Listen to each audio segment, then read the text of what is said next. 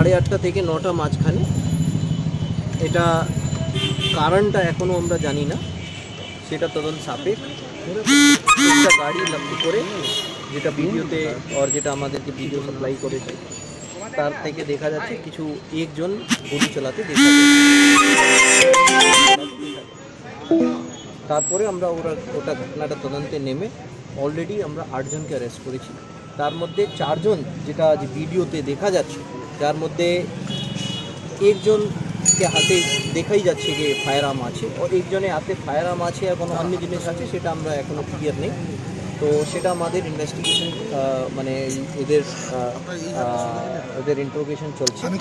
বাকি যারা অন্য আছে ও কী কারণে এটা হয়েছে, ব্যক্তিগত কারণে या পাড়াগত বিবাদের কারণে কী কারণে হয়েছে সেটা কারণটা যাচাই করে আমরা এর মধ্যে কঠোরতম স্টেপ। নেচার অফ ইনজুরি কি, মানে বুলেট ইনজুরি আছে দুজনে? হসপিটালে আমরা পাঠিয়েছি, ঠিক আছে। যেটা একজনে যেটা আছে একটা সামান্য ইঞ্জুরি ছিল হেডে, সেটা এটা কোনো বুলেট ইঞ্জুরি আছে, এখানে অন্য ইঞ্জুরি আছে, আমরা পাঠিয়েছি ডক্টরকে পাই, ডক্টর ওপিনিয়ন দেবে। একজনকে কলকাতা না সেটা আমি জানি না পাঠিয়েছে কি না পাঠিয়েছে। আর অন্য জনে যেটা আছে সেটা আসল্ট ইঞ্জুরি, সেটা ইঞ্জুরি যাই হোক ঘটনাকে আমরা খুব সিরিয়াসলি নিয়েছি। ভাটপাড়া জগদল এখানে আমরা কোনোভাবে কোনো ধরনের ললেসনেস কোনো পক্ষ থেকে বরদাস্ত করবো না, এটা আমি আপনাকে। আচ্ছা, কোনো বোমা উদ্ধার হয়েছে কি? বোমা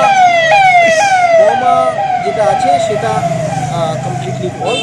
এখন পর্যন্ত আমরা কোনো পাইনি কি কোথাও থেকে বোমার কোনো চলেছে আর কিছু। বোমা উদ্ধার হয়েছে কি না হয়েছে that is a separate issue.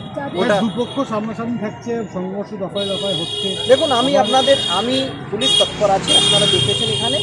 যদি কোনোই পক্ষ যদি ল নিজে হ্যান্ডে নেবে তার প্রতি ব্যবস্থা নেবে। কিন্তু যেভাবে উত্তেজনা ছড়াচ্ছে ভাটপাড়া আবার সেই অশান্ত হয়ে উঠছে এরকম দেখা যাচ্ছে। আজকে একটা বন্ধে আয়োজন আছে, তার জন্য আমরা পুরোপুরি প্রস্তুত আছি, আপনারা দেখেছেন। তার মধ্যে একটু উত্তেজনা হয়েছিল, সেটা আমরা কন্ট্রোল করেছি, আশা করি সুস্থ থাকবে।